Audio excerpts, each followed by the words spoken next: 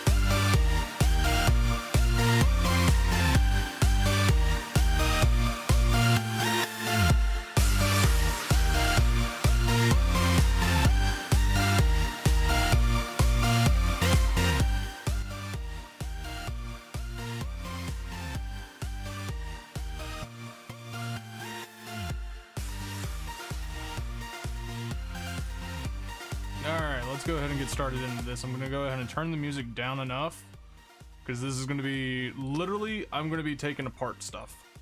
Okay, why you no work now? It no work. You gotta be shitting me. Hold up. Now you work. Deactivate. Activate. Literally, I just had it working.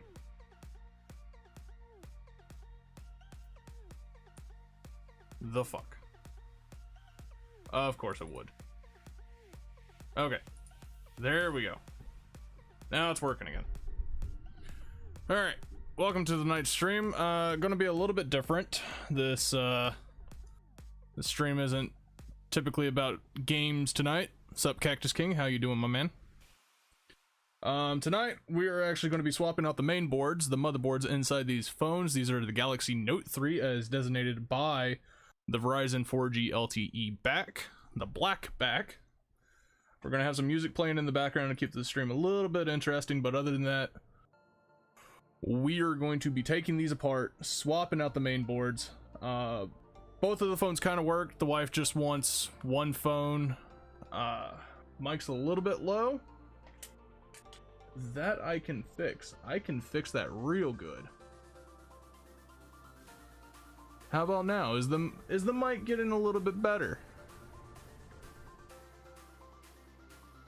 Okay.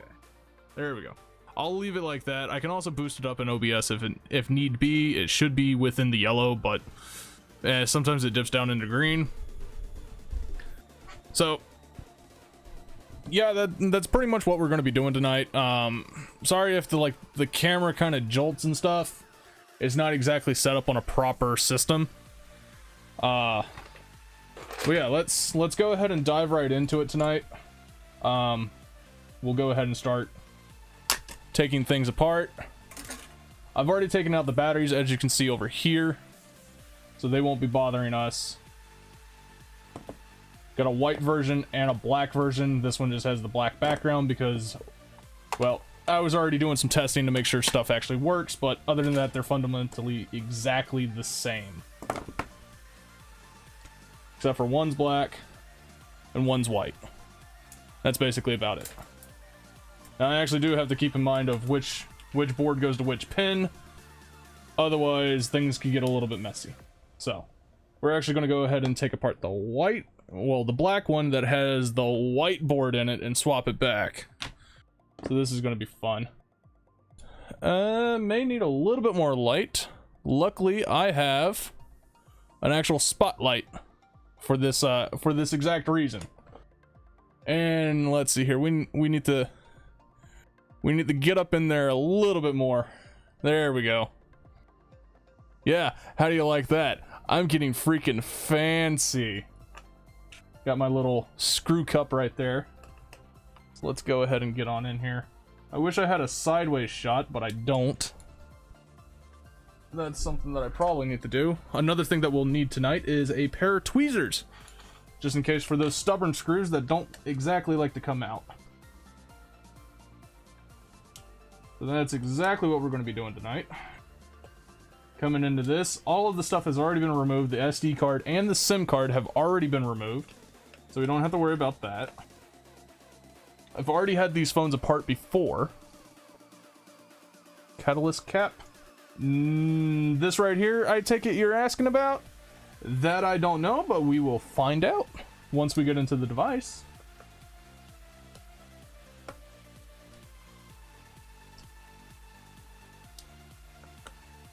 I figured instead of a game screw cap.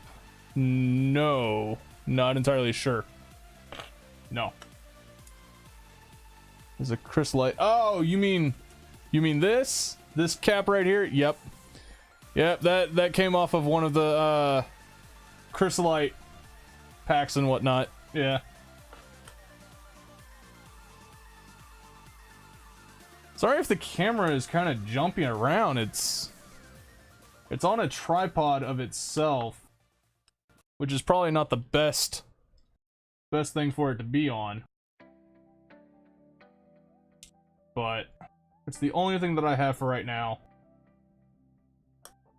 I would like to get it stabilized a little bit better, and hopefully the next time that I actually do one of these technology things, it will be a lot better than what it currently is. Like right now we got a stubborn screw.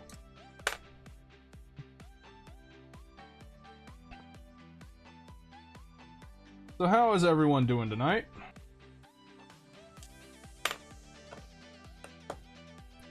I would like to know how the audience is doing.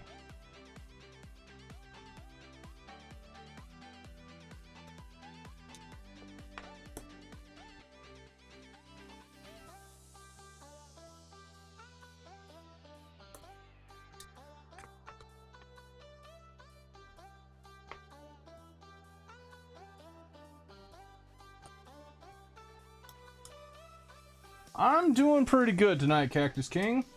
I'm doing actually very good.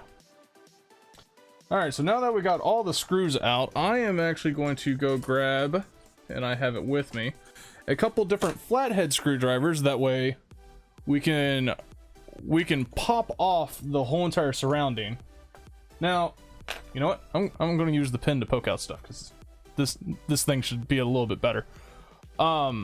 You have a snow day tomorrow, so awesome. Actually, that is actually very nice. Snow days, when I was in school, I prayed for snow days. Look at that camera jostling back and forth. God, I need some dampers on that. But anyways, we're gonna go ahead and pop this off, which should actually be pretty easy since I've already popped it off.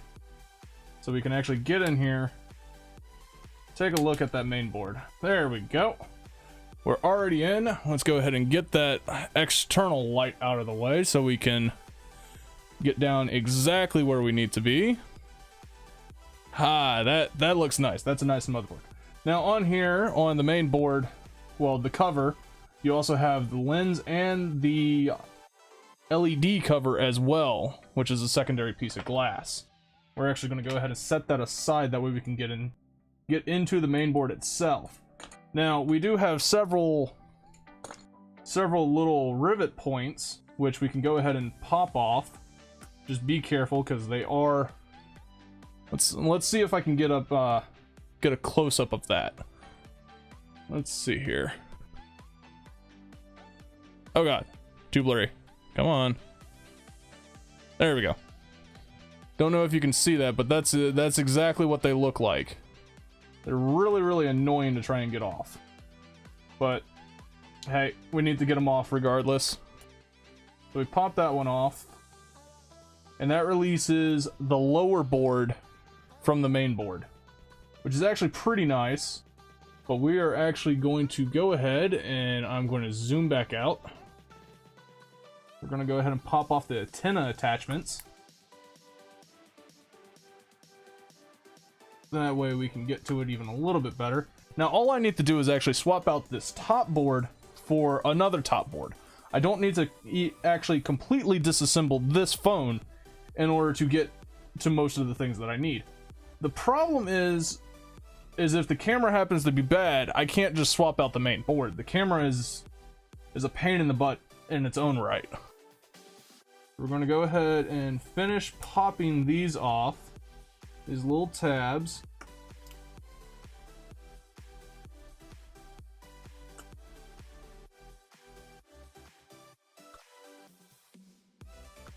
And like I said, these tabs are a little bit hard to do, so just be patient. Don't apply too much force. You don't want to break it.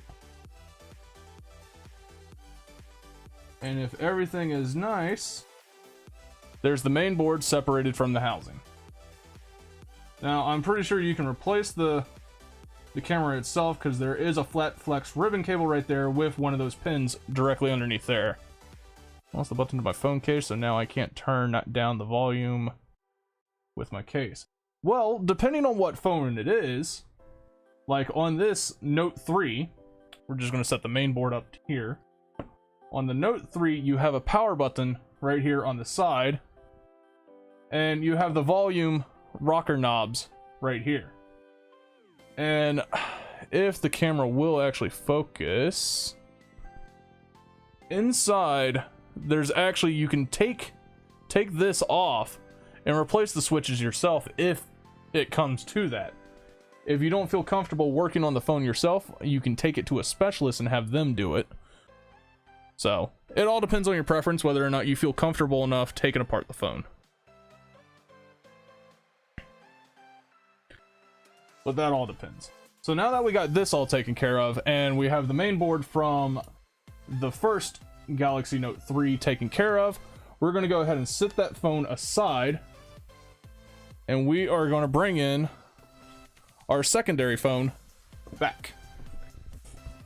That way we can go ahead and get this taken care of. That way we can get the main board out of this phone. Now, this phone already has everything done to it. It's already set up, ready to go. The only problem is let's see, I gotta remember which phone it is. Okay. This phone actually works, so basically what's going to happen is I'm going to swap out the main board for this one, because this phone is completely freshly flashed, this main board, whereas this one is not. So we're going to swap it out, that way this phone can still maintain its voicemails, its caller ID, all the information that is stored on this phone that was not processed to the SD card or the SIM card at the time of flashing. It will be maintained on the main board. That way, if we need to recover anything like photos, pictures, text messages, voicemails, or whatnot, it's all going to be on the main board. We're actually going to go ahead and take this apart. And what I like to do is I like to get a new screw tray just so I don't mix or contaminate screws. Now, unfortunately for me, I do not have another one of these lids lying around. But what I do have is I do have a bottle cap. Bottle caps serve nicely when it comes to screws, basically anything that can hold it down. We're going to go ahead and take that apart. Make sure to grab our tweezers. That way we can get those pesky screws that don't want to come off. And I like working on a cleaning cloth when it comes to any type of phone. That way there's no scratches, no dings, no scuffs, or anything of the matter. That way the phone, screen, and anything else that happens to sit on top of it maintains its integrity. We don't have to worry about scratching the phone any more than what it would already be before you put it down. Improve, adapt, and overcome, correct.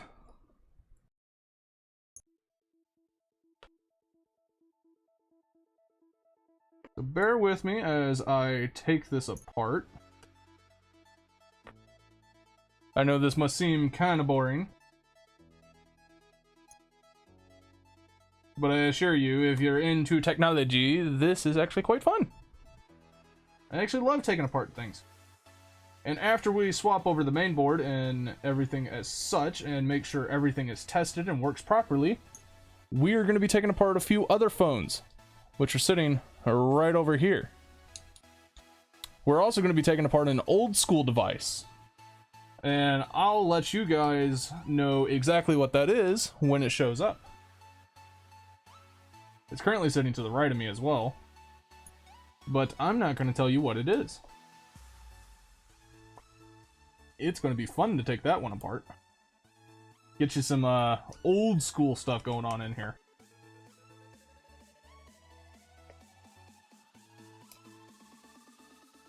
Let me know if the music is a little too loud or if I need to bump up any of the settings. I think it's just right for tonight's stream, but I could be wrong.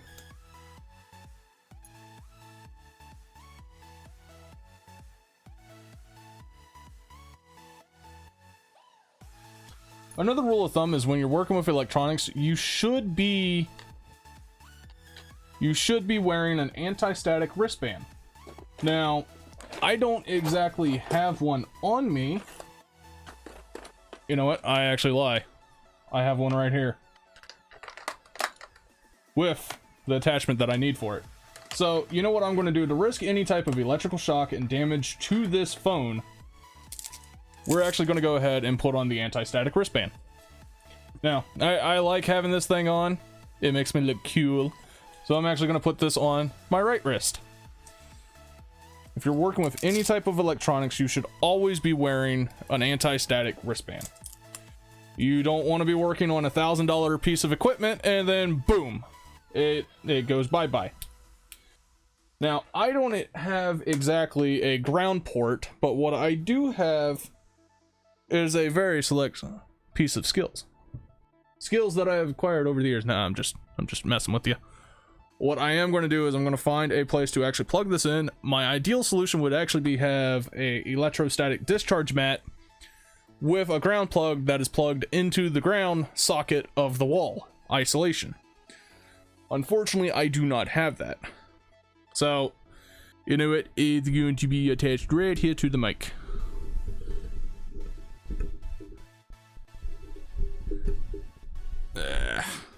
Want to make sure that it's on there nice and solid.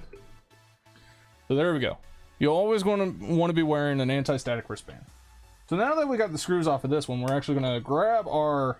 I should have a spudger, which could be a plastic device or anything of the sort, which if I look through my tools, I do somewhat have a spudger.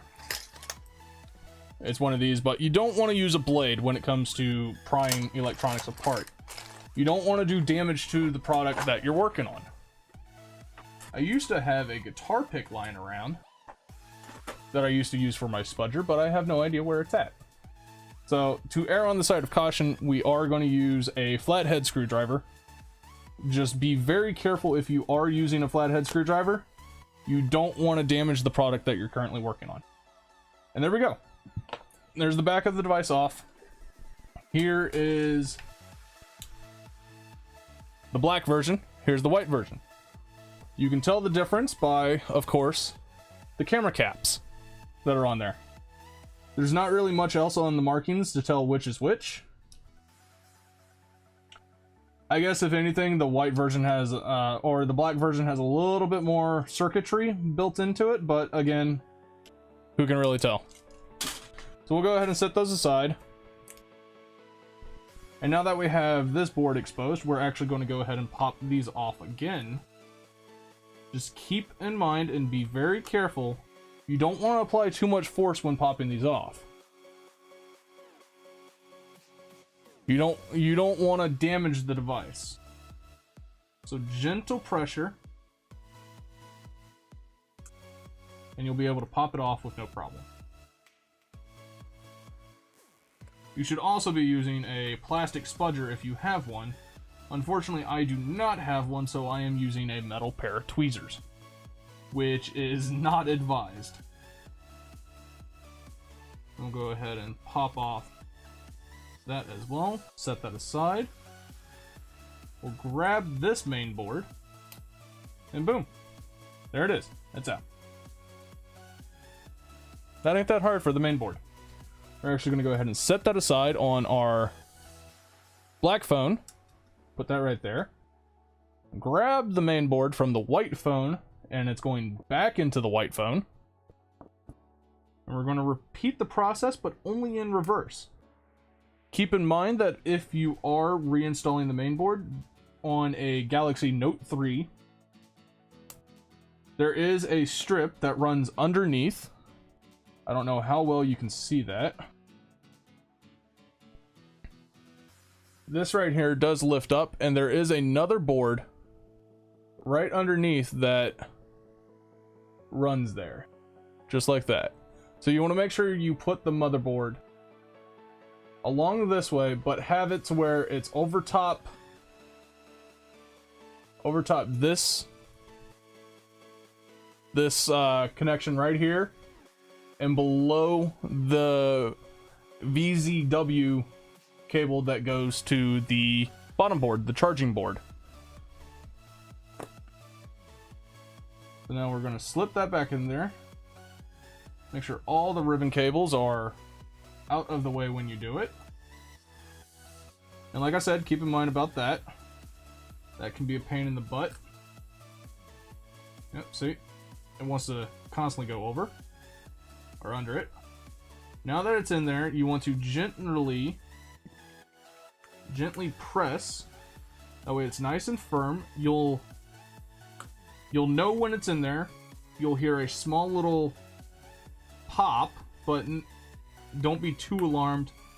You're not going to break it. You just got to be gingerly about it. And everything runs smoothly. There you go. The main board is securely fastened back into the device. Now for this antenna pin, which quite honestly I find these to be a pain in the butt, but surprisingly enough that one went in pretty nicely, so that's nice. Now that we have that back, we can choose exactly which one we want to work with. Do we want the white back or the black back? But this is the white phone, so we're going to choose the white back. Put the black one back aside.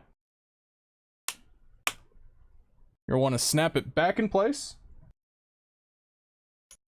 And since these are the screws from the white back, we're going to go ahead and put those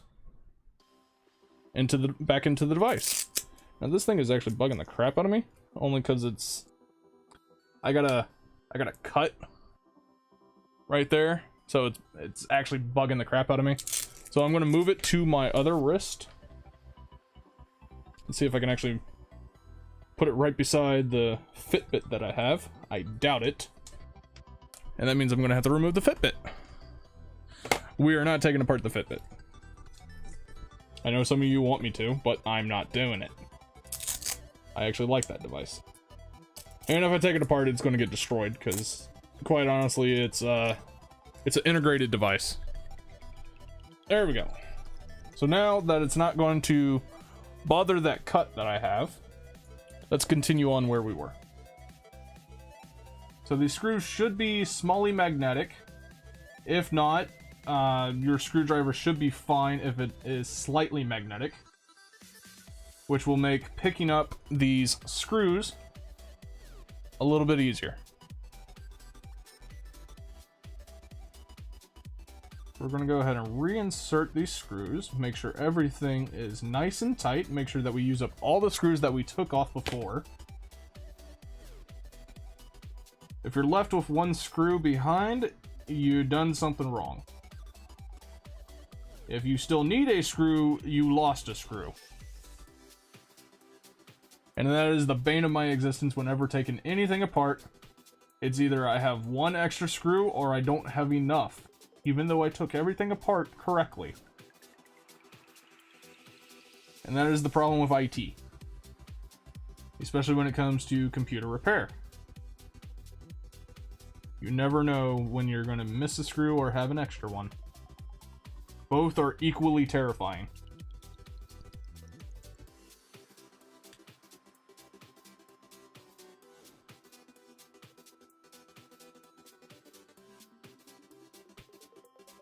If you guys are enjoying the stream tonight, go ahead and hit that follow button. Let me know that you like it.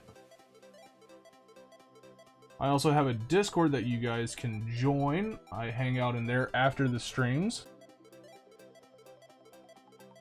I am actually currently watching Discord to see if any of my friends post up in there. So that's always pleasant.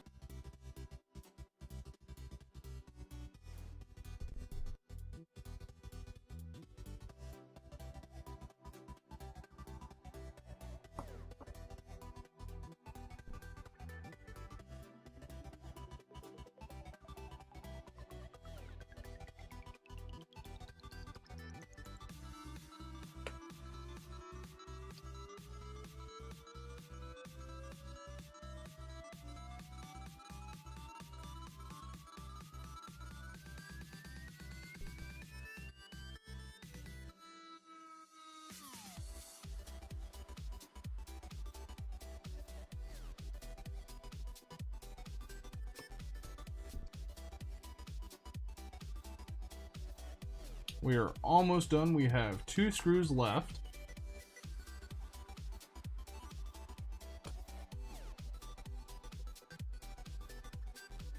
Last screw.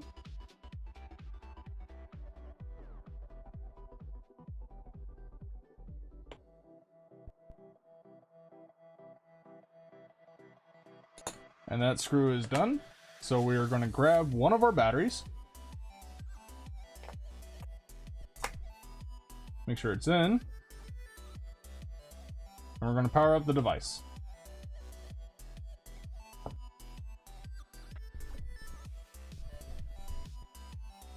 And while that device powers up, there it goes. While the device powers up, I will be checking some things, answering questions in chat if you happen to have any.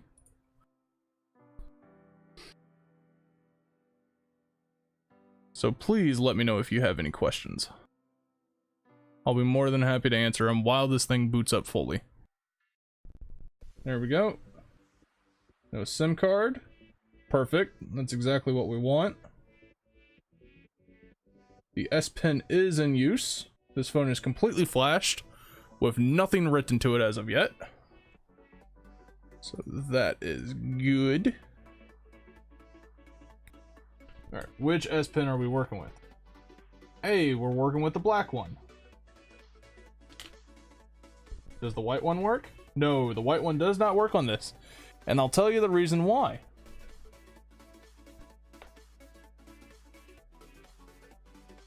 The board, the pins are controlled by the bottom board, not by the main board. So you swap out the main board, it's fine, but the bottom board controls the pin. So now that this bottom board actually has a bad port on it, and it won't actually charge. No matter what I do, this bottom port is kind of dead. But now that we know that, yes, I know the power is low, which is why I also brought the battery cable too. So that's good. The phone is currently working. Everything works fine. We will actually go ahead and test to make sure that it charges correctly. I also just happen to have a battery pack as well. I'm so prepared tonight. And what was your post, Cactus King? It would help if this battery pack is not dead. Do I have an extra one around here? You know what? I will use the one that is currently powering the camera. There we go. Right there. It says that it is charging. Right there. Good. Phone is all operational, which is nice. Go ahead and unplug it. There we are. This phone is operational. Go ahead and power it down. Yep. That way we can put in the SD card a little later and the SIM card.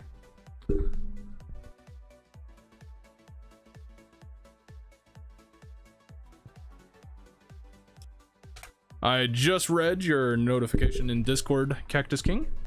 And sorry for bumping the mic if you happen to hear that. Currently winding up the cable. So now that we are done with the phone, for the white one, we will actually go ahead and put on the appropriate back. Now, this is the white phone, the white Galaxy S3, or Note 3, my bad. But you know what? Instead of the mint colored back, I actually prefer the black back for the white, to give it a nice black and white contrast. So we're actually going to go ahead and put that on. Snap it all in. Make sure it's nice. Go ahead and insert the S Pen. Make sure this, if your screen is facing downward, make sure that the Samsung and the pin are both facing down as well. Slide it in there. Make sure it doesn't catch. Clean off the screen. To the best of the phone's ability, of course. And there we go. We have a completely phone repair of the main board. And I will set that aside, because now it is on to... Go ahead and set that back down, because I actually do like this. Now that that is done, we are actually going to go ahead and put back our black phone with the board on it, just like how we did before.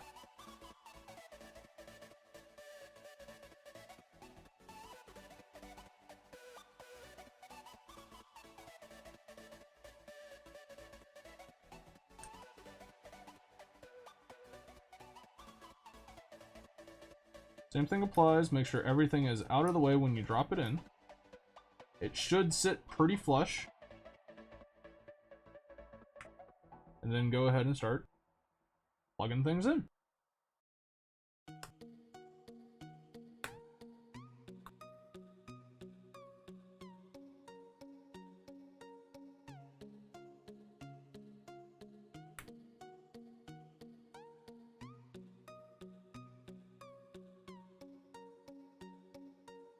There we go.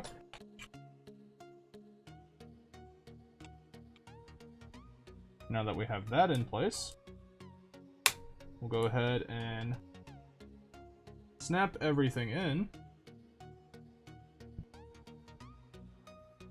which it looks like this one doesn't want to snap in properly. So we'll go ahead and take a look at that and find out exactly why it doesn't want to snap in. And it looks like some of the cable is not being routed properly. So with it not being routed properly, we'll go ahead and come on. These are always the tricky parts. The music playlist is instrumental, no copyright sounds. You can look them up on YouTube. But yes, I will give you the playlist here in a bit. Now that that's all done, it should snap and sit flush with the device. Which again, it is not, so we're going to take the back off. We're going to look for any protrusions. Make sure our connections are down flush. Make sure there's nothing on the back that would cause any type of problems. Cable is being routed correctly. All cables are plugged in.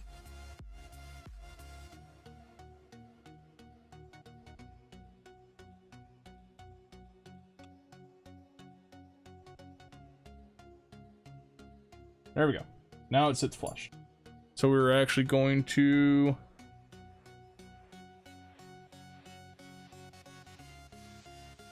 copy link address. Where are you at, Cactus King? There you are. If you would like the playlist,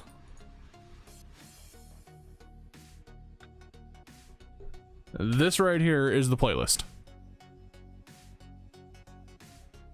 There will also be a link down in the description below if you are watching this on YouTube, because this will get exported to YouTube. So that way you can find it. So just like before, we are going to take our screws and screw down this backboard. Make sure it doesn't come off.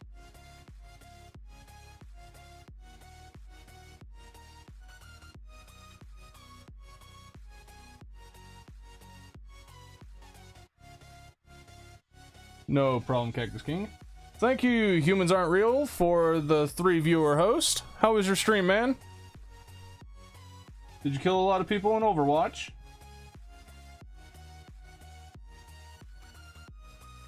No problem, Cactus King. It's all good.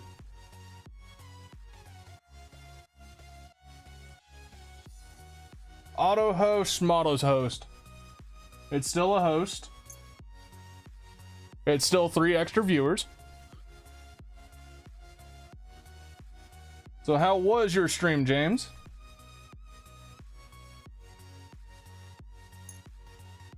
I'm curious to find out.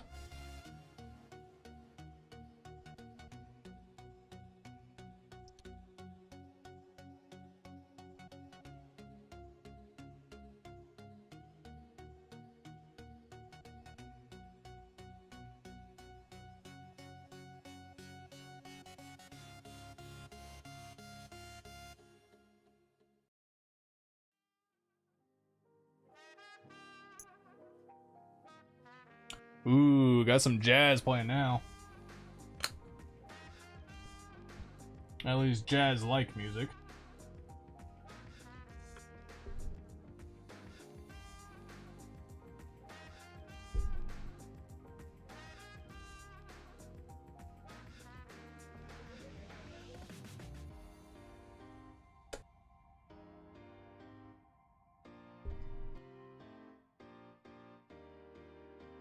thank you, Nightbot, for that link in chat. And Nightbot, is correct. If you do like talking here in chat with me, you can head on over to my Discord, link below, and we can chat there.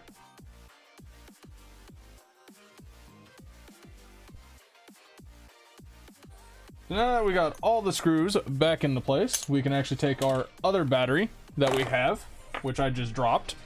Luckily, it's not tannanite, so it's not going to explode. But we can actually go ahead and pop that back in.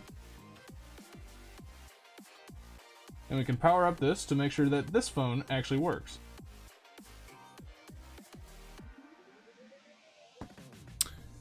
Ha! So let's see here. Camera just died. No surprise there. Power turned off by economic mode. There we go. Yep, it turned off because it is on battery powered and it doesn't realize that it's on AC. So give it a moment. It should pop back up here in a bit. There we go. We are back. Camera's a little stupid. It is on AC powered, but don't know why it thinks it's not. So while the camera was down, the phone decided to go ahead and boot up.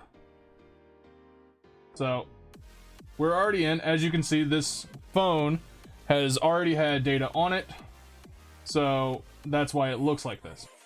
Now the problem with this phone is if I bring the charger cable back out, this phone will not charge, which is a problem.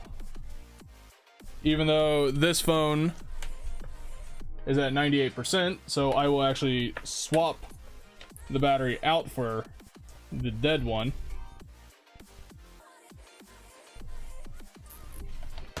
But this phone will not charge.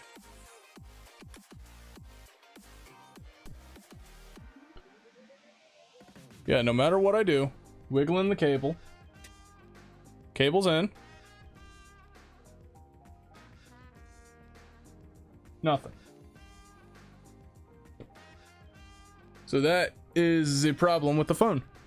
And that is the bottom board, like I told you guys, that controls the S pin as well. That email's dead anyways, so it doesn't really matter.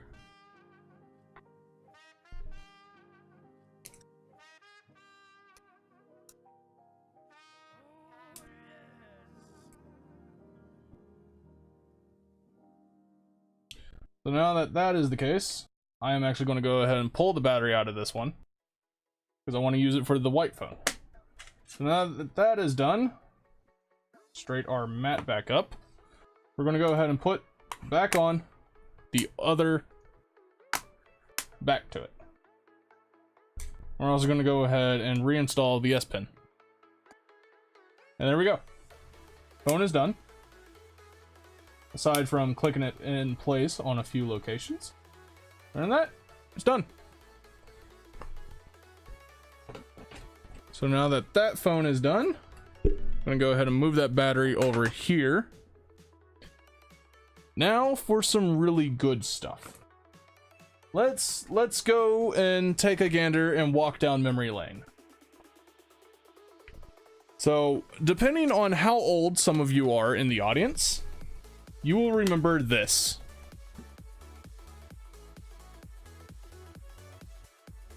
Pokemon Crystal for the Game Boy Color. Someone will know exactly what is coming up next as far as taking it apart.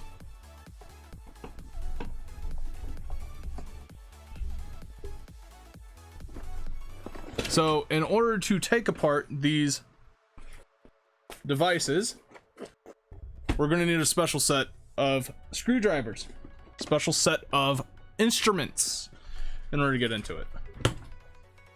Now I have right with me my actual whole entire Pokemon series that I have, and also Pokemon case back from 1998. So, in order to get into this, we're going to need some special screwdrivers. Special as in, these are built for these games. And we're going to need a tri-wing screwdriver. And I'll tell you guys why. The reason why we need that tri-wing screwdriver is because we're also going to be taking apart a Game Boy Advance. We're going to be taking that apart, seeing how it works, what's inside of it. So yeah, we're going to go old school tonight. But first, we're going to take apart the Pokemon. I'm going to go ahead and zoom back up in there. Now for this, it uses a special Torx screw. Now what you used to be able to do for these Torx screws is you used to be able to get a back end of a ballpoint pen, hit it with the lighter. Once it got melted enough, you'd press it on there. And you would have a temporary screwdriver in order to take them apart. But I have a special screwdriver that is all metal. So that makes taking these apart a lot easier. Observe. Boom. There's the screw. Slide it down and pop the casing. And there is it is inside. Original 1990s motherboard for Pokemon Crystal Game Boy Color Edition. Don't know how much you can see. We're going to actually turn this around. We have a BSI B562L chip made in Taiwan, which, if my memory serves correctly, that is actually the memory chip. That, or it might be this one over here, which is the CGB Byte 1 G2 edition. This is some old stuff. Now, as you can also see, this battery is nowhere near as big as what it should be. I've actually had to replace this battery in order to get this to work again. Underneath here is the crystal oscillator that keeps time with the system itself, because there are time-based events inside this game. There is nothing on the back except for more traces where you can actually see where the chips are actually connected. So that is actually pretty cool. There's the underside of that crystal oscillator. Looks like there's some test points, some programming points. But pretty much that is all that is inside one of these cases. Each one varies from, well, each one varies depending on what's being produced. I know some Legend of Zelda ones are typically a little bit better in terms of more beefiness. But other than that, there's that. Now, onto the Game Boy Advance. And now we don't need this anymore. Now, we need a tri-wing screwdriver. And you can find these on Amazon, eBay, everywhere else. There's actually batteries in it, so you know what that means. Turn up that volume.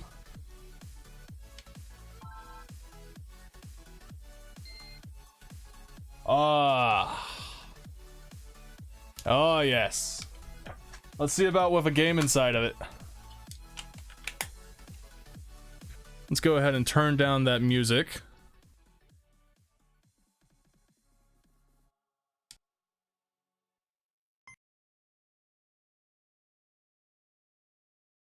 Ah, yes. The nostalgia.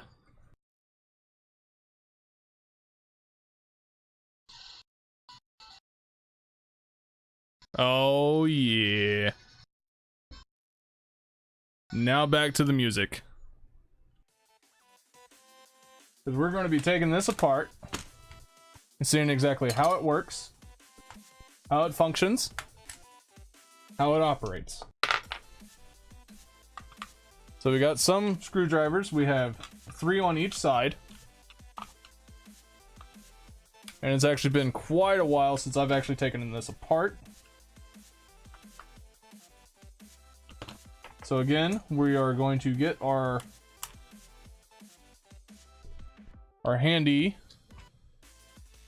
screw cup, put that in there.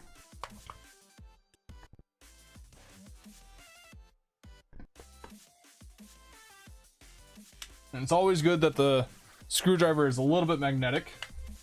That way we can take things apart a little bit easier.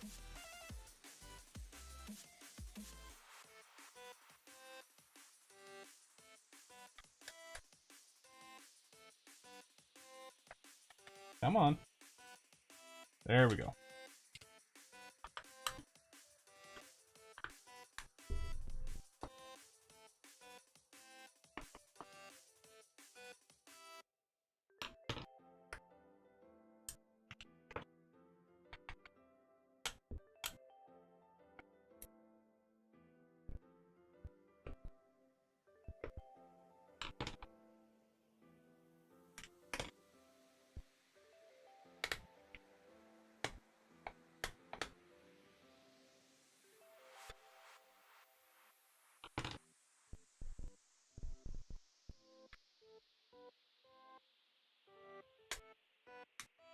Now that we have all the screws off, we can actually go ahead.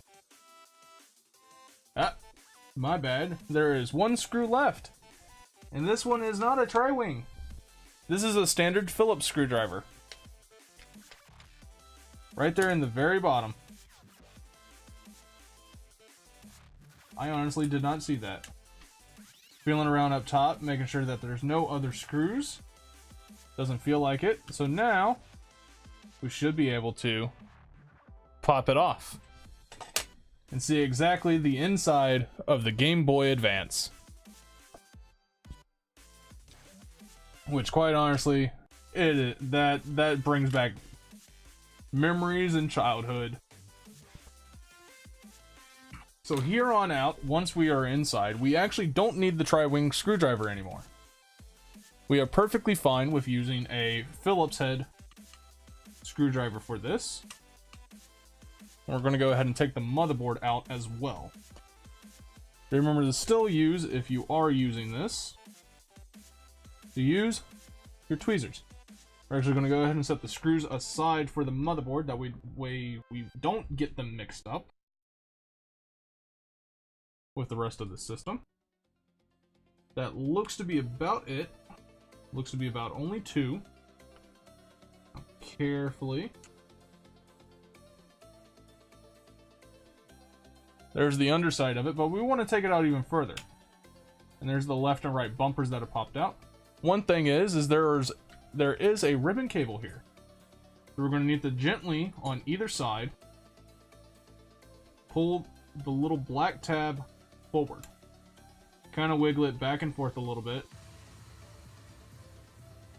Should pop open. Don't force it, but it should. Does take a little bit of time. There we go. It has popped completely. And that will allow us to pull the ribbon cable out for the screen.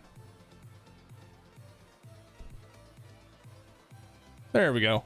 A little bit more light, better light should help. So now with that out of the way, we can pull off the whole entire board. And there it is.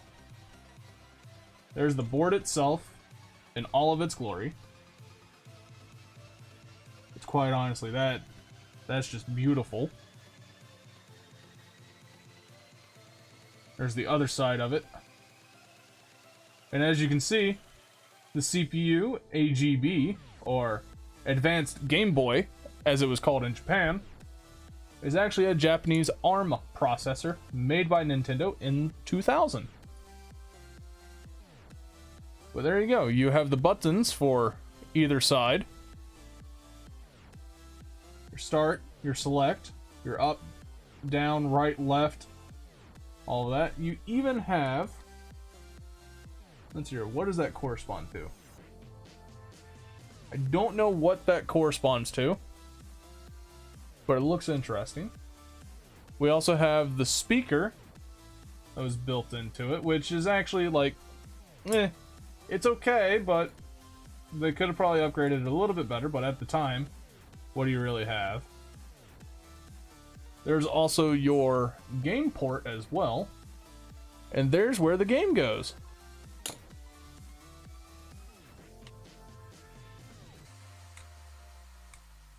Right there. Ta-da! Not bad how it actually fits in there. Let's see if we can get a close-up of that.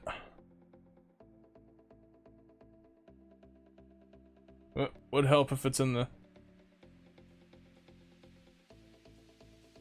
There we go. That's about as good as I'm going to get.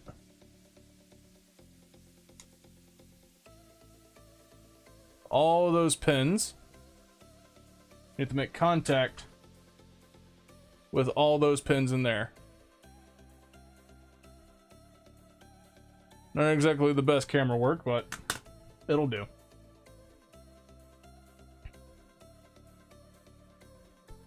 So now that we have that taken care of, it actually is quite a remarkable piece of engineering technology. There's your little switch, which, surprisingly enough, it actually says on, off on there. Lovely. We have some solid caps. I'm guessing those will be Japanese brand. Not surprised. Oh yeah. Well, let's go ahead and get this back into its container. Here's also the little side pieces for it. They just snap on. Now for the controllers, they're a little bit tricky. There, this one actually goes over here. They're actually supposed to go into their own little area, which, like I said, can be tricky.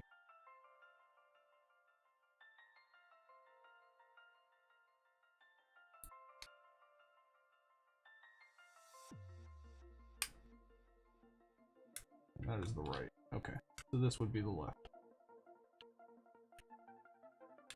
See? There it is. I'll go ahead and put the right back on.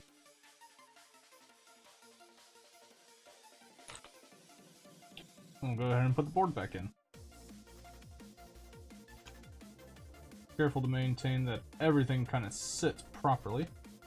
Make sure that switch is lined up exactly where you want it. It looks like it's not sitting pretty, which I bet you is actually that speaker. Wait a minute, it's not the speaker this time. There's the problem right there. That wasn't sitting flush. So now that we have that, it actually sits pretty flush. We pull this back out. There we go. Now there are mods that you can do to this system to make it a little bit better. You can have a backlit screen, you can soup it up a little, make it fancier and run a little bit better. But you know what? I kind of like the classics. So now what we need to do is, if you don't remember exactly where the screws go, just kind of put the board over top of it. And if you see any type of holes, like one's supposed to go here, just tighten it down. Now, I can obviously see that from that, there's supposed to be one right here,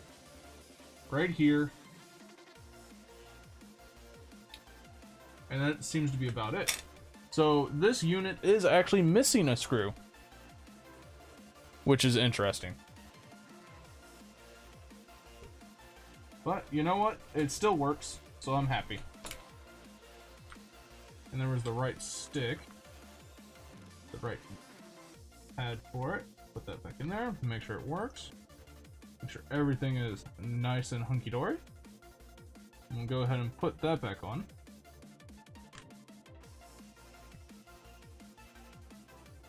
Now, while I'm putting this back together, anything else you guys would like to see me take apart? And yes, humans, what can I do for you?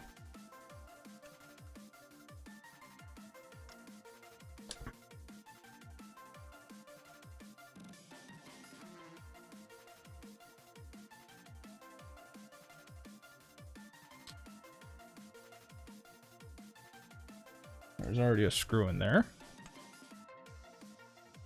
Valiant beat Dynasty 3-0. Yes, I already knew, James. I knew last night once the match ended. So, we can no longer at this point use our Phillips head screwdriver because we have... Damn camera. Gotta love the power saved mode. Which is exactly what's screwing everything over at the moment. No, what it is I have it plugged into a battery backup just to make things a little bit easier. And it only runs for about 20 minutes. But as I was saying, we now have to use our tri-wing screwdriver again in order to tighten all the screws down.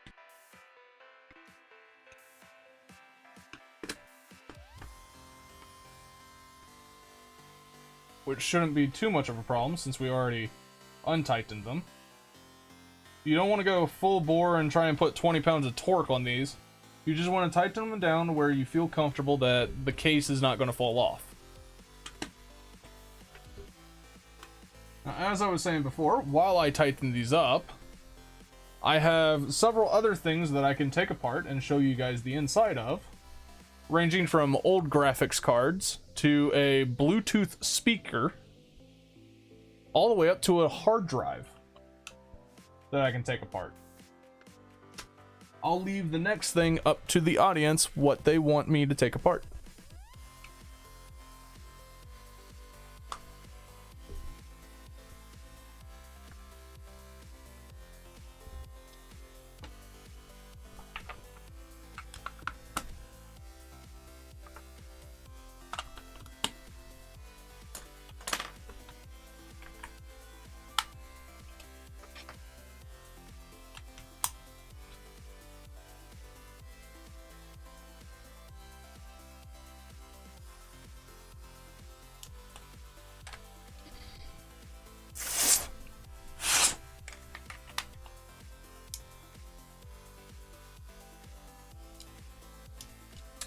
See?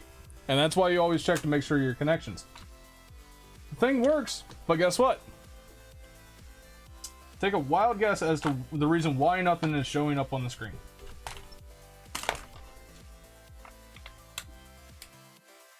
Did not break it? Nope.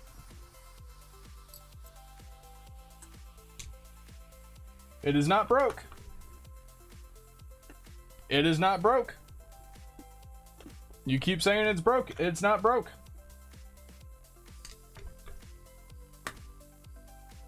There's one thing that we forgot to do in order to make sure this is put back together properly. It is not broke, James. I don't break my stuff.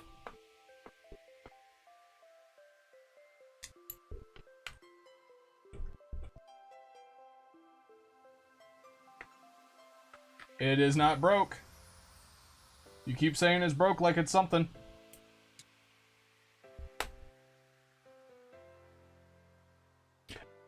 Correct, Cactus King. James broke it. But no. This device is not broke. The one thing that we forgot to do, put back the ribbon cable. There it is, right there. The ribbon cable for the display is not plugged in.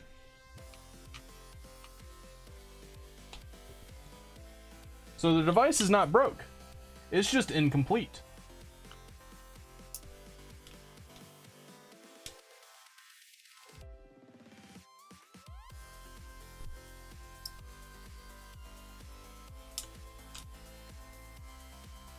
one easy way to put back ribbon cables, instead of mounting down the board itself and then trying to force the ribbon cable into it, is to actually have the board out of its enclosure and slide the ribbon cable in there.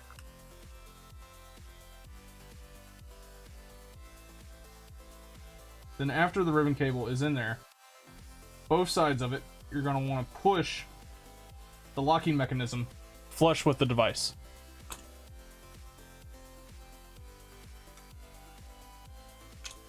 Then we can reinsert the device back into its holder, put everything back into place, and put back on the screws.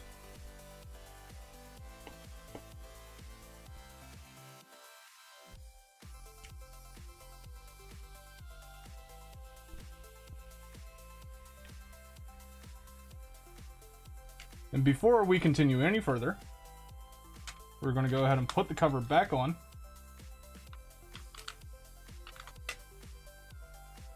Make sure this, wrong screwdriver,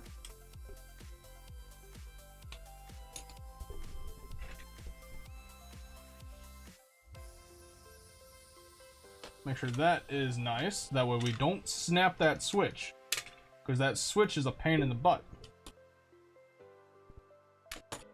See, we want to be able to actuate that. So then we'll go ahead and put the cover back on. Close it up. Pop in some batteries before we fully tighten down all of the screws or even put them in.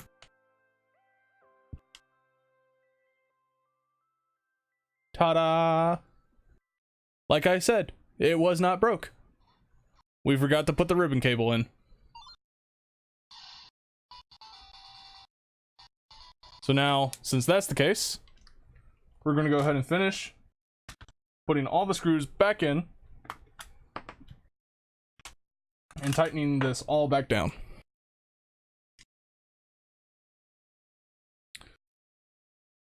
And I need a new playlist for music, because I'm out of it. I'm out of music. We need music. We cannot have music! There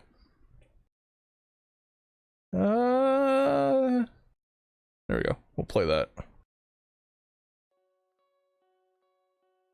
There we go.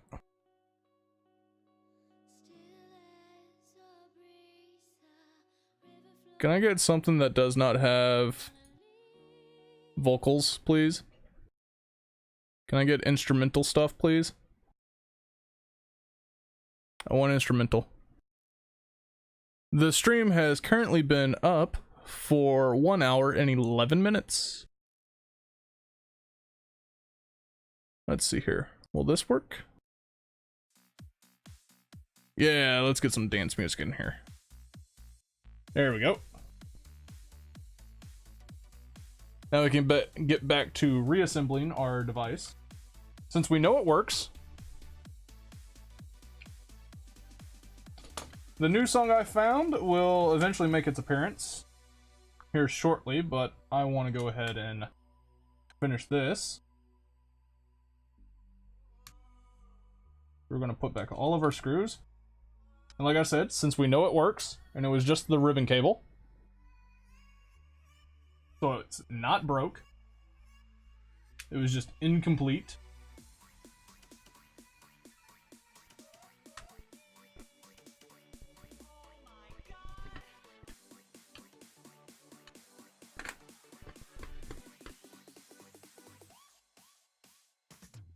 So about the next item that I'm going to be taking apart for you guys, I heard the OG, the original Game Boy, which I do not have, but I do have the Game Boy Color. I also heard about the Bluetooth speaker. Now, I do have a hard drive that I can take apart. I do have some various other phones and whatnot that could definitely be taken apart. They probably need to be taken apart. But so far, right now, you guys have voted for the Game Boy which I don't have, but I have the Game Boy Color, and a speaker. Now that we have it all reassembled, make sure it works again. There it goes. Works. And that is the Game Boy Advance teardown and rebuild.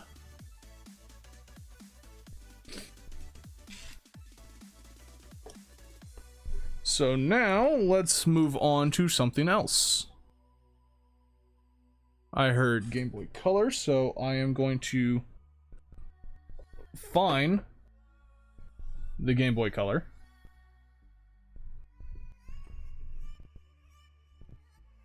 And of course, my under-desk lighting would go out again. So where is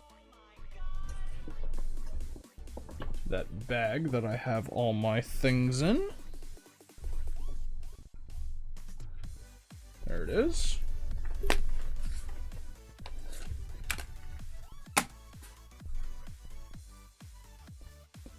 We have the Game Boy Color right there. And we also, if I move some things around so I can get to it,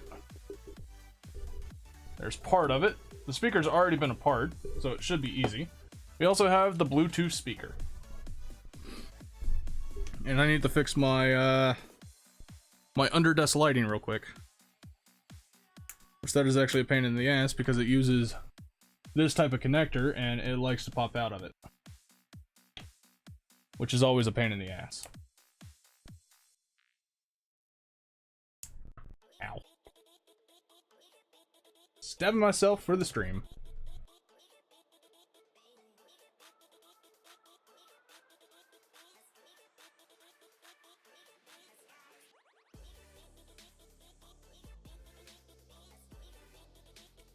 There we go. Hey, got my under-desk lighting back. That's always fun. Alright, so we'll go ahead and do the speaker first. Since it is the most easiest thing to do, since it is the most easiest because it's already been taken apart. But we'll go ahead and start by removing the outer case, which is actually pretty easy. The reason why it's already easy is because I've already taken off the cover for the micro USB connection, which is actually broke on this. And I was in the process of fixing it. That's it right there. And it actually popped off of the motherboard itself. I actually don't need to remove that because I can not pop it off just yet. Because I remember I actually put the screws back in it. This is actually a friction fit on here, which is actually a nice way to hide the screws and the speaker underneath. Now this one just uses standard Phillips screws. So we don't need anything fancy like the tri-wing or any of the other things for it.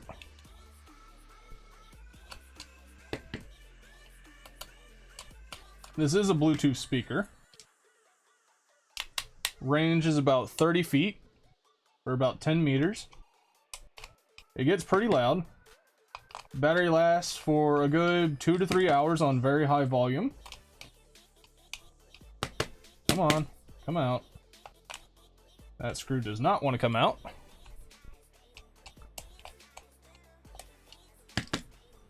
Neither does that. Well, there we go. We are currently inside of the Bluetooth speaker. Which, as you can see, I mean, it's already been taken apart. There's about 2 screws that hold down the motherboard here and here that have already been removed. We can actually go ahead and further remove the motherboard. And remove the speaker, because it does have a speaker. Well, little tiny microphone. Which is surprising that a Bluetooth speaker has a microphone. For what purpose would a speaker, Bluetooth nonetheless, need a microphone? Kinda makes you wonder. And the battery's just stuck on there with double-sided foam. It has a 450 milliamp battery at a 1.66 1.5 watt hours at 3.7 volts for people that are playing along, which is actually not half bad of a battery. You could actually upgrade it if you want. There is enough room in the cavity where it sits right here. You could knock off these tabs just like that and upgrade the battery so it'll last a little bit longer. Inside of it is a 4 ohm speaker. Not exactly sure of the wattage. It actually does still power up. Power on. So there's that. Connected. And it's connected to my phone. Power off. So it still works. The only problem is the charging port over here, which I am actually going to use one of the pins from the Galaxy phones that we took apart earlier to point out stuff, because I don't want a LiPo battery going off in my face. So as you can see, the connection points are actually broken on this, which is a pain in the butt, because that requires micro soldering, which I do not have. My soldering tip is about as big as this pin, so not the tip, just the pin itself. So it's a pain in the butt. But that is actually inside of the speaker itself. We have a microchip over here that controls all the internals. We have power button here. I'm guessing, let's see here. Power button, pause and play. You can also answer phone calls, which is probably why there's a microphone on there. That way you can talk to anybody that happens to call. We have a next and back, which are also plus and minus for volume. So there's that. There's nothing really special on the back of the PCB. We do have a bright blue LED there, which, quite honestly, a little bit of sandpaper, and it'll make it look even better, because it won't be so freaking bright. But that is inside of the USB speaker.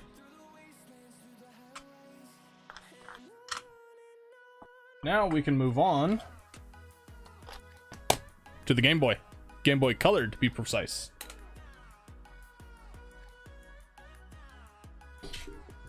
This one actually does not have batteries in it, but it does have Legend of Zelda Oracle of Seasons. So that is interesting. Which actually, there is a few difference between the Oracle of Seasons and the Pokemon series of cartridges.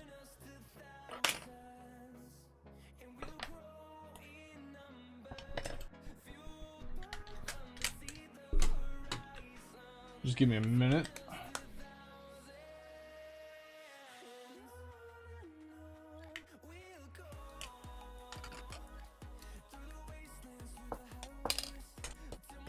There's actually quite a bit of difference.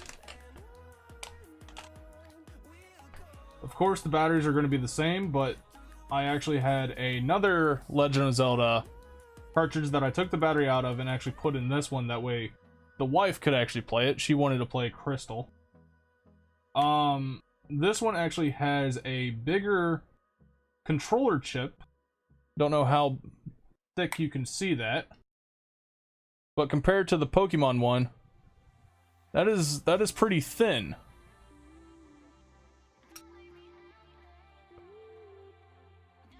So there's that. I also noticed that this one does not have a quartz clock inside of it too. I do not see the quartz clock, which would actually make sense considering that the Oracle of Seasons do not have timed events. Whereas with the Pokemon Crystal, you can actually breed eggs and breed your Pokemon, and there's timed events like every Sunday you can go out for the bug catching contest. Or actually that's Wednesdays and Saturdays. And on Sunday at 12 o'clock midnight, you can go to Mount Moon and catch a Clefairy. So that makes sense why it has a quartz clock. You do have to set the time anytime that you remove the battery or make a new game, and then that quartz clock will take over. Well, yeah, those are the major differences between the two cartridges. Thought that would be something interesting to share.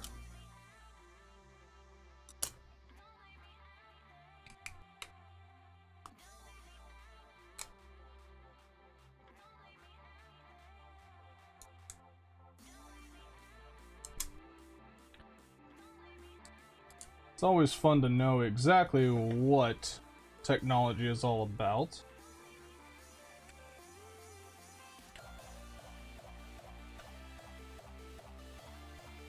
If you are liking the stream, go ahead and hit that follow button.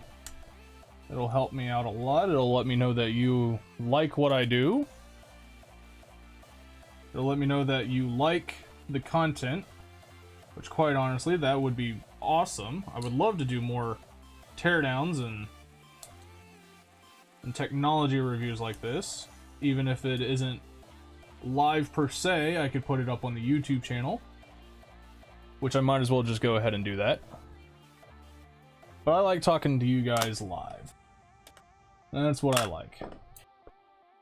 Alright, so now to the Game Boy. We actually do need our tri-wing screwdriver again, because now this one has all tri-wings in order to take it apart. And this one is actually a little bit harder. I should have a bigger tri-wing to take care of this, but I do not. Yes, Cactus King, I already know that you do follow. Thank you again for the follow, my man.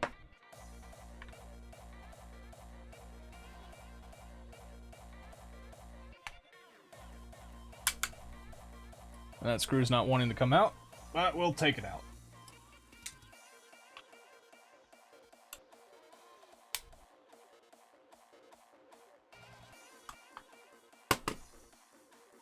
Just gonna leave that one in there. It'll stay in the case.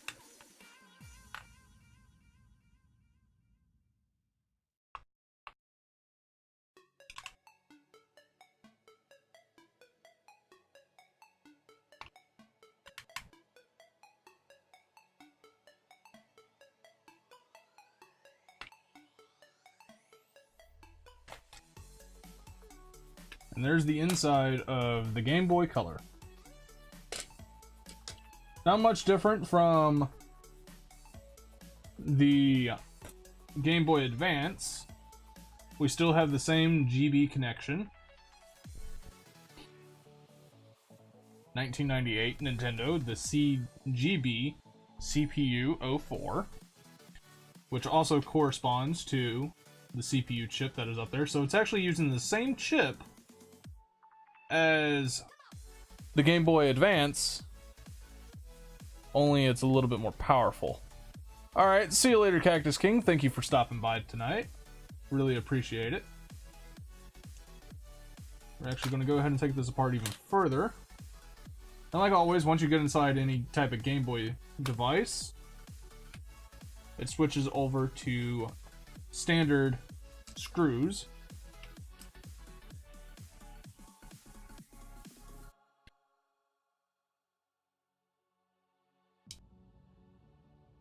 There we go. We also have another ribbon cable here. So just like before, you're going to want to kind of shimmy both sides. Be very careful.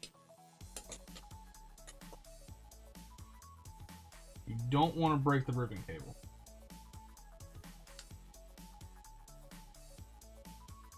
That will be a pain in the butt to actually do. There's the ribbon cable done. Go ahead and remove the IR shield because it also has an IR emitter and an IR receiver on it. That way you could do gameplay battles. You could trade Pokemon wirelessly, which was very nice for the time.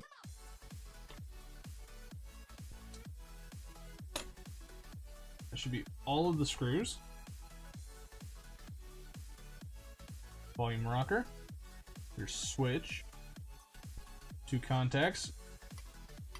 When we flip it over, we actually see a semi-board right there. I don't know what this is used for, but you can see all of your ports, your B and A, your up, right, down, left, your start select. You can also see your LED. You can actually see quite a spot. There's a P1 ground, so obviously a test point. Multiple test points. This is actually quite nice. Again, we see different types of chips. I'm no electrical engineer or anything about that, so I can't really go into much detail as far as what these chips do or anything of sorts. But what I can say is I'm guessing this LH52256 CVT by Sharp is more than likely going to be a memory controller or the memory itself. But then again, I could be wrong. So, who knows? Let's move that out of the way. Let's go ahead and take this screen out. Try to at that. Which I do believe we cannot because it is far in there and I don't want to ruin the screen. So we're actually not going to take that out after all. We're actually going to go ahead and reassemble this. The speaker has its own custom housing in order to fit exactly where it needs to be.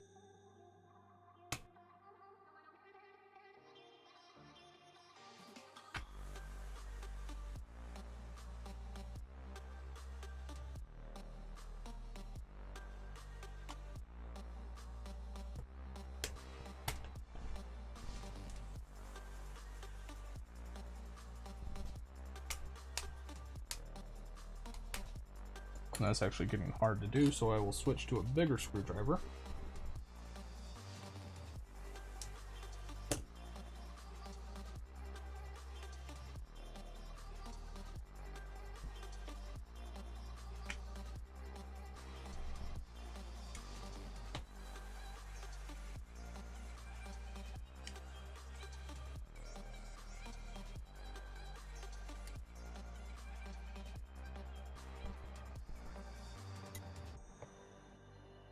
Just like before, you want that ribbon cable in there. And then you push down the little tabs to lock it in. We're actually going to go ahead and replace the IR shield right there.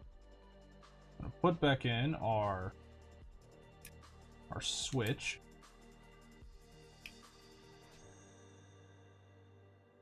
There we are. Then we're going to place back on top our shell.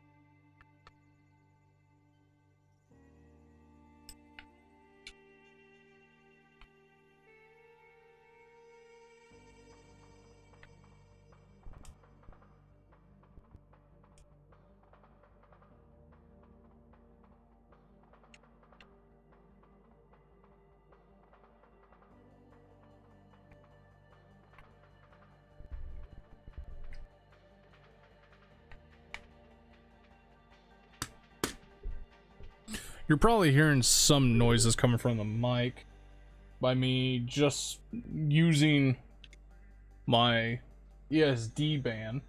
I'm actually going to go ahead and move that to something a little bit better. That way we don't have any miscellaneous noise flowing in. There we go.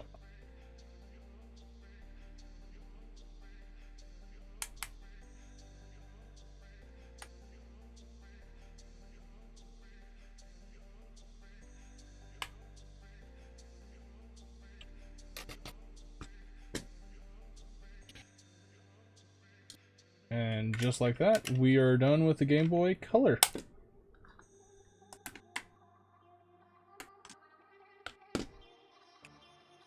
There we go. Tear down and rebuild.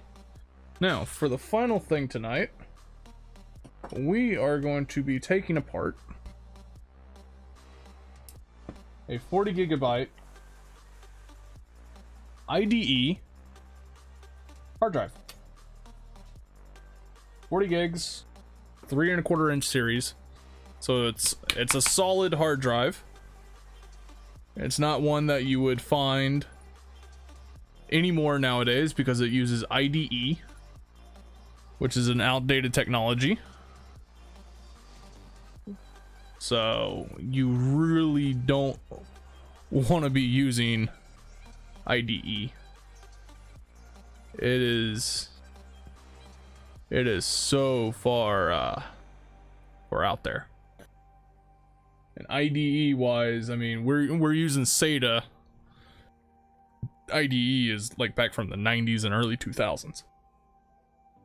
It is not something that needs to be used anymore, unless you're using legacy machines. But we're going to go ahead and take this apart.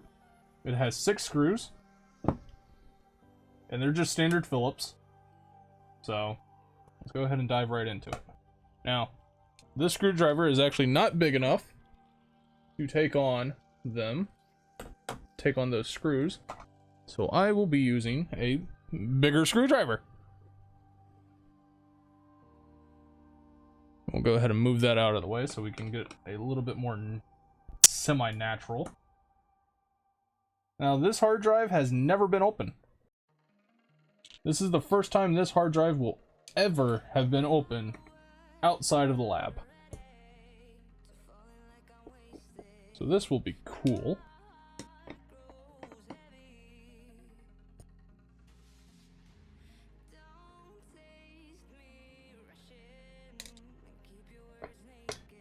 And I love how it keeps saying there's actually 2 spots, one right here and one right here, that says warranty void if seal is broken. Now, correct me if I'm wrong, but I think this hard drive is well outside of its warranty as the camera decides to shut off. The camera is actually very hot. So let's go ahead and boot that back up. Let it send its data signal again. Come on, there we go. So I'm pretty sure this hard drive is well outside of its warranty, considering it is using IDE.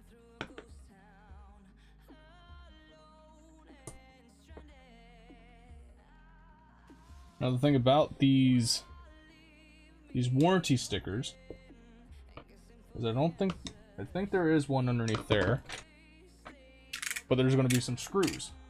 So what we can do is we can actually use a flat blade, which is what I'm getting right now out of my drawer. We can use a flat blade and gingerly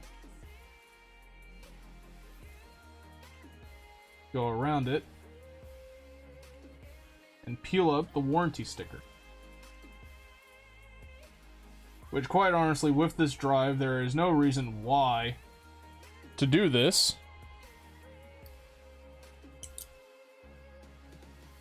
But that is one way to get around warranty stickers, is to actually peel them up. And there you go. You can actually set that aside. Now this one is going to be the tricky one, because it's actually recessed a little bit, and it's underneath the label. So in order to get to this one, we're actually going to have to take off the information label, which, if done correctly, you should be able to with no problem. Little to no problem at all, to be honest.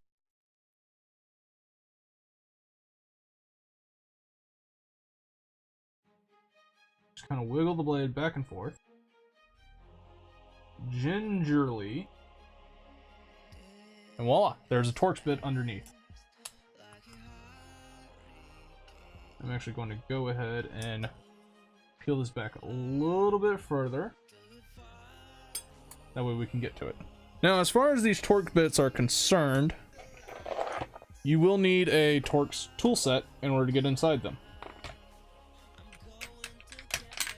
I don't remember exactly the size of the Torx, but it looks like I found it. And this is a T9 Torx bit. So if you're playing along at home and you need to take apart a IDE hard drive back from yeons ago, make sure to get a T9 Torx bit.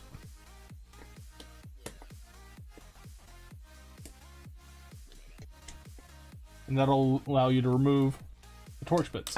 Now, the thing about it is, though, is since there are 2 Torx bits on this hard drive, you have one for the spindle motor, which is right here, which operates the spindle that reads and writes to the drive disk. This one is for the drive disk itself, and if you flip it over, you can actually see right here where the motor is for the drive disk. And these are where the platters and where all your data is stored. So when we remove that, this drive has not been opened since the factory. So it's going to be a little bit hard. It's sealed. And there's the platters.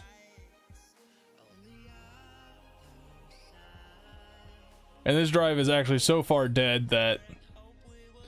See how shiny that is? See? There's my face. Right there. Yeah. That's how shiny these are. And that's currently the camera with the light that you guys are seeing it from. And there's my LCD monitor thing for it. See? That's how shiny these discs are. And they have to be shiny too.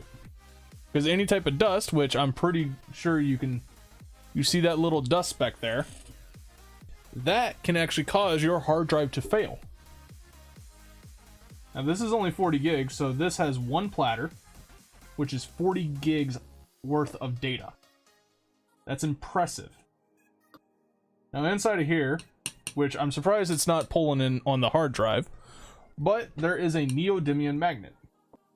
We can actually go ahead and finish taking this apart.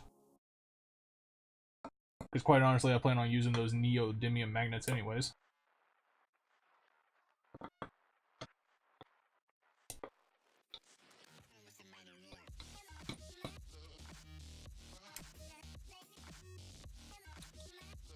Go ahead and remove that.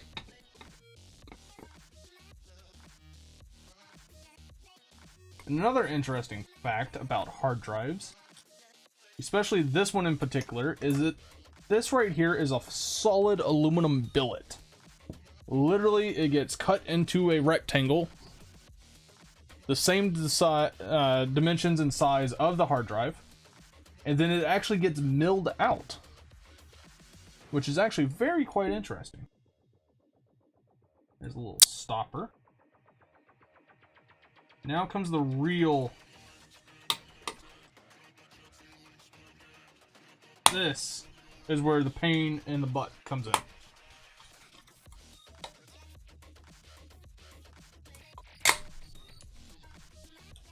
This is a very powerful magnet. Like, no joke. I'm spinning that on my screwdriver. That is no joke as far as power is concerned.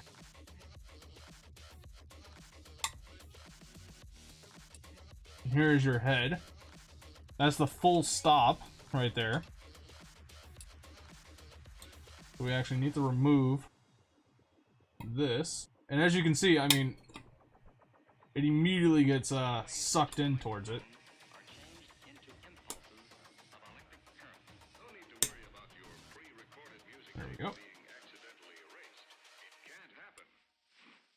So now we can actually remove the spindle itself, if I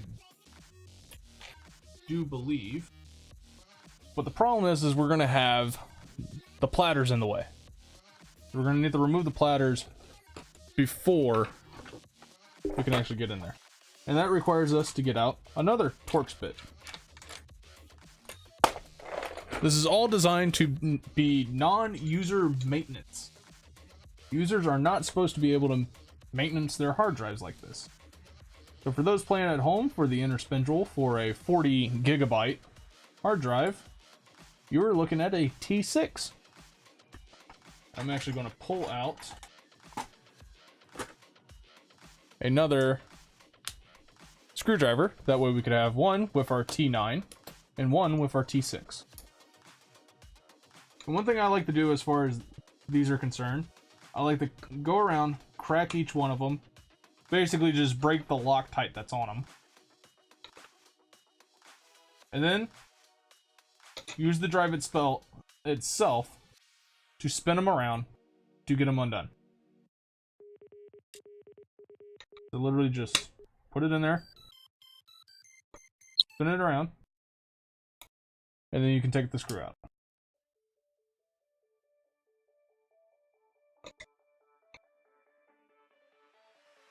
It makes things so much easier.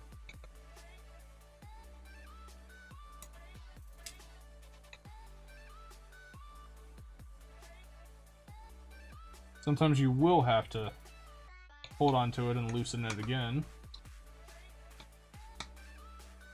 And I'm not really caring too much about this drive, but if you are doing any type of data recovery, which I recommend you take it to a professional in order to do that.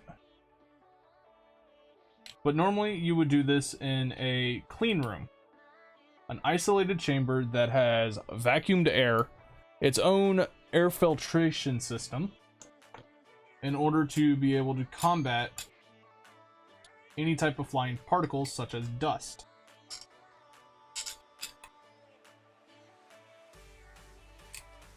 We'll go ahead and take out this full stop. And now we can actually, since I'm not caring too much about this drive, because I only want the neodymium magnets, and this drive is old, you will want to find a way to actually pop out that platter. Like that. And that'll free your spindle to jostle back and forth.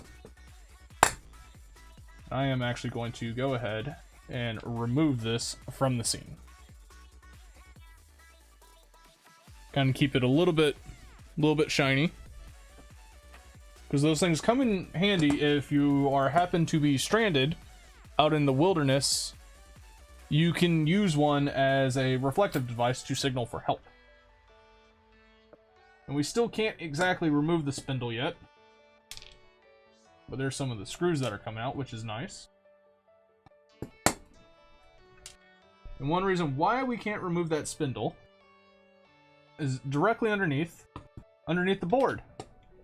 We need to remove this board in order to get to the spindle. And that screwdriver is actually too big. So back to the smaller one.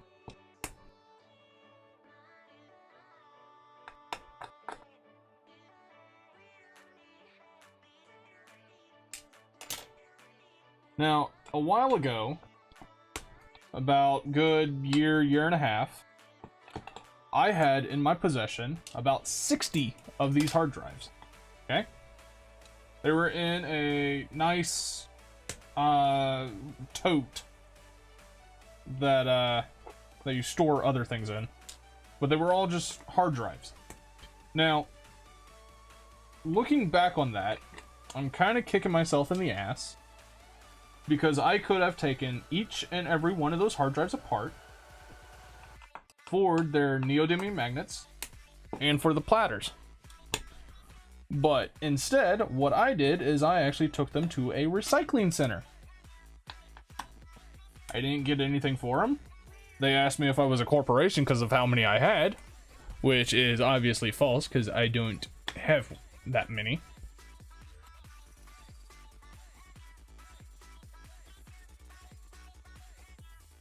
So I'm kicking myself in the ass because now I am out a lot of hard drives.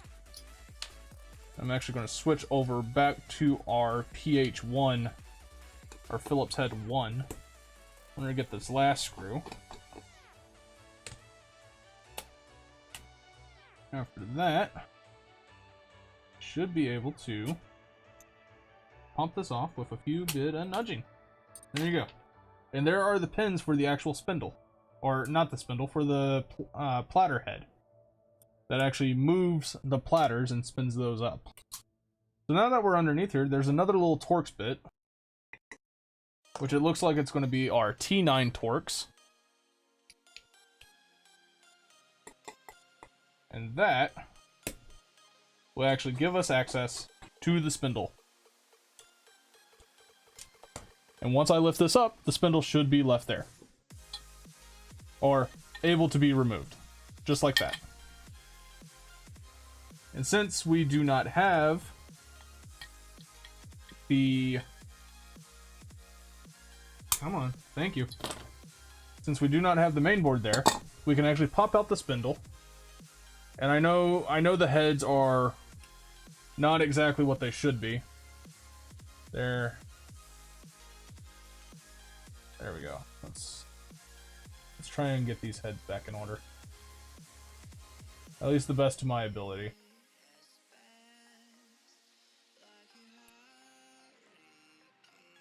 So let's see here.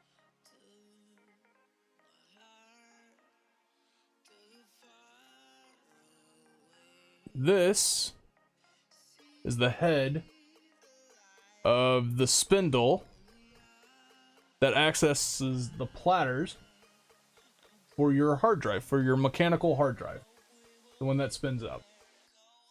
There's really fine wire inside of there that I can't even see with the naked eye, and I don't have the equipment to see it, but those sit very close to the platter itself. I'm drifting in and out of shot here. I apologize. But those sit very close to the platter itself in order to read and write the data that you use. And this will actually oscillate back and forth using electromagnetism from these wires, from these coils actually, that are passed through these pins that connect to the main board. And these is exactly how it works. And it'll just sit there and it'll oscillate back and forth due to the neodymium magnets that are inside. So now that we have the spindle out of it, we can actually go ahead and finish taking off the neodymium magnets. And you'll have to be very careful, or that'll happen. It'll literally just mount to your screwdriver and you won't get it back. Like that again. Stop. And you have to be careful as well when putting these magnets near anything, because they can erase hard drives. If these are close enough, they will erase hard drives, which is not exactly what you want. Yeah. But what's surprising enough is they're not really interacting with each other. Now they are. Ugh. And now they're kind of stuck. But that's fine. So there's the motor head itself. And we can actually pop that out of there if we try hard enough. It would not be that hard. We would just need to prop this up, put a screwdriver head or something, and hit it very hard. And that should pop it out. If not, it'll completely destroy it. And these motors can spin anywhere between 5,700 and 7,000 or 7,200 RPMs. And there's even some that go up to 10,000 RPMs. Those are the industrial grade, meant for like very fast server data storage stuff.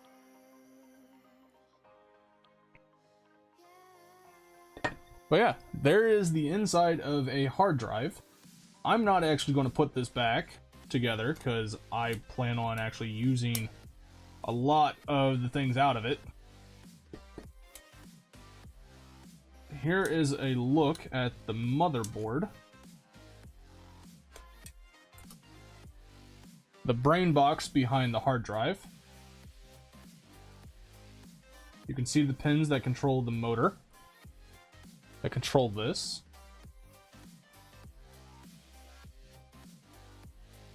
Small little inductor there. Not half bad. Here's the back of it. It's got all this protective foam on it, but since this hard drive is so old, it just comes off with no problem. The stickiness is gone from this. It actually feels quite nice. There's the back of it.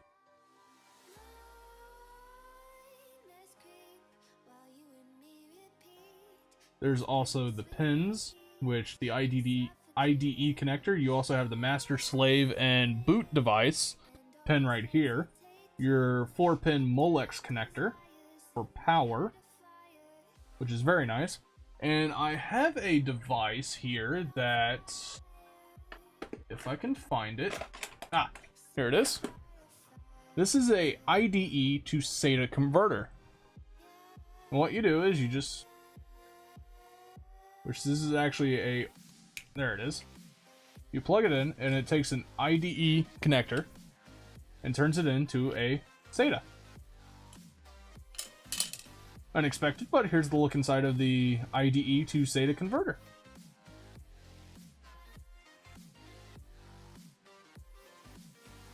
Not bad. There you go. There's a twofer.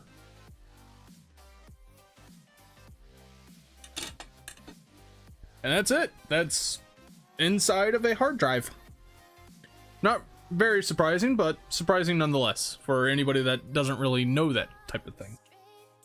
So we've taken apart a phone. We've done a mainboard swap on a phone. We've done a Bluetooth speaker. We've done a Game Boy Advance.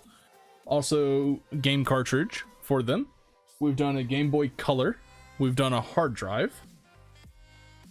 I think that just about does taking things apart. We're almost on 2 hours right now.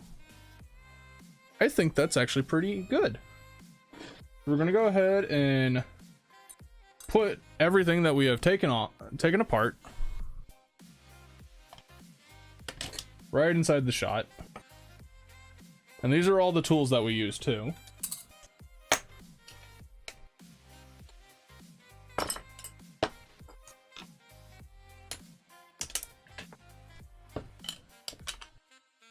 I gotta clean up this mess anyways afterwards. So yeah. Not bad if I do say so myself. We've made some progress tonight. We've taken apart stuff, which is always nice.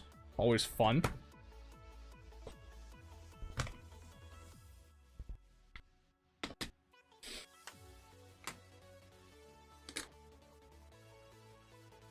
Oh yeah. I think that just about does it. So, from here, let's see if we can get this. So everyone, thank you so much for watching tonight. Thanks for coming out. I enjoy actually talking to all of you. Wiggle, wiggle, wiggle. I think probably the phone might be a little bit better. The phone doesn't really capture it. Mainly because the phone is not a actual mirror of a surface, such as a platter. Which would make sense. So thank you guys so much for coming out tonight.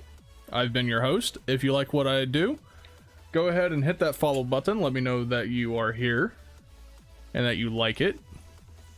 And yeah, I will actually see you guys tomorrow, actually. Same time, 9 p.m. Eastern Standard Time. Who knows? We may be doing this. We may be playing some games. It all depends. You just have to show up and watch. Till next time, guys. Thank you so much for coming out.